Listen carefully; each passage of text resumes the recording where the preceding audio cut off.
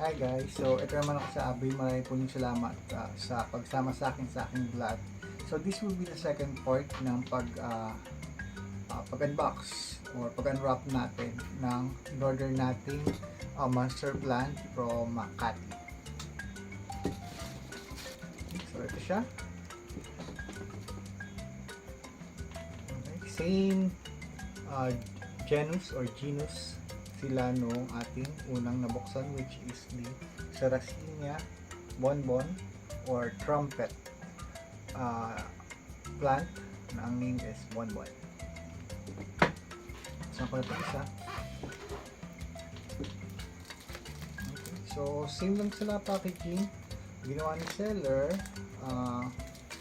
bali dalawang cups ang ginamit, isang kalahati cups yung sa ilalim para hindi mababasa or mag-moist yung ibaba during transportation. Tapos another cup sa taas, kung doon nagkakamali, 20 size to 20 ounces o possible pa ng 30 ounces, 30. Yun naman is para naman safe naman for traveling yung or transportation, yung halaman mismo.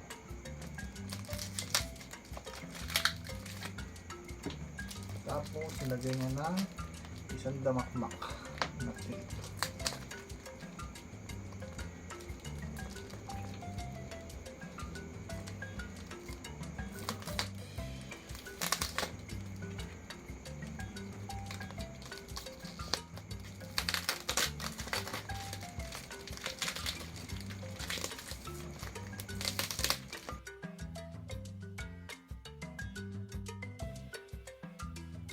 Masyadong may excite sa pagbukas, baka masaktan yung halaman.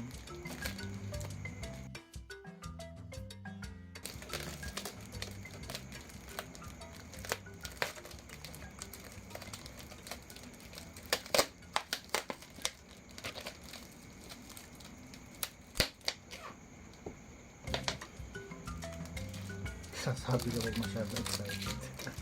Sorry. Tapos hindi pa itong nasa labas, hindi pa ito mismo yung pot niya, bali may isa pang pot sa loob. Yun yung ginawa ni seller. Tapos may mga plastic, may papel.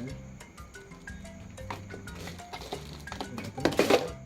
Marami na namang tape. Sa loob, ang gamit na naman is masking tape.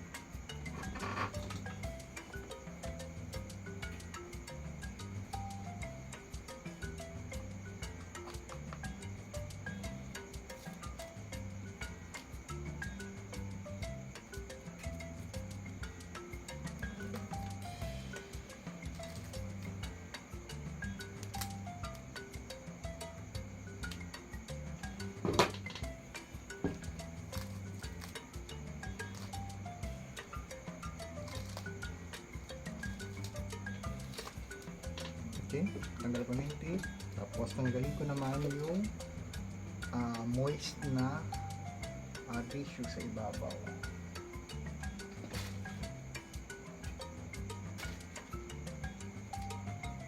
So ito na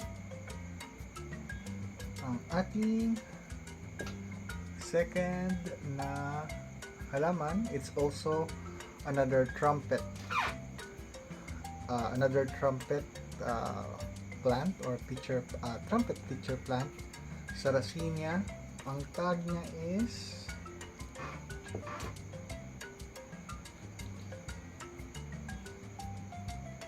Pseudo Judy X Leuco. Pseudo Judy X Leuco. Okay.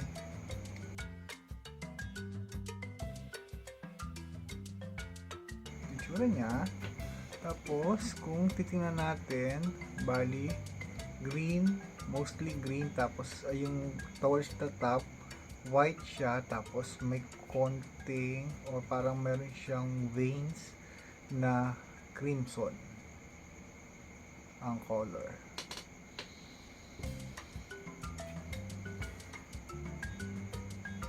Okay. So, dalawa yung name niya.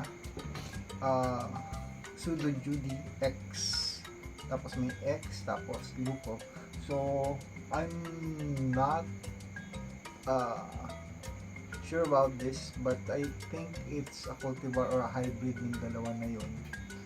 But if you know something else, or if you have better idea na pwedeng ituro sa akin about that, just let me know, comment below. I really want to learn more about this carnivorous plant, or actually carnivorous plants in general. So lagi ko sinasabi, this is a community, sama-sama tayong matuto ng mga bagong hobby. Okay, tapos I'm not sure kung nakikita nyo, but parang meron siya yung isang plant mismo, may itong isang to, ewan ko kung nakikita sa ilaw, parang meron lang siyang nahuli sa trap niya. Ako namang tingnan, baka masira ang halaman. Okay, tapos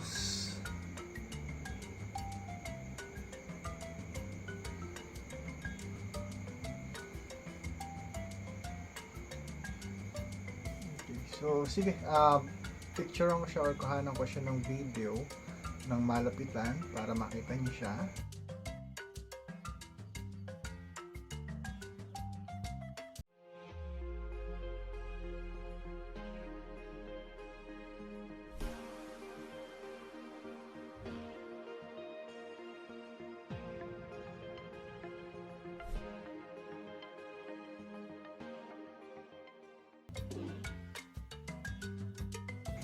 Okay, so muli po, maraming salamat sa pagsama sa aking vlog.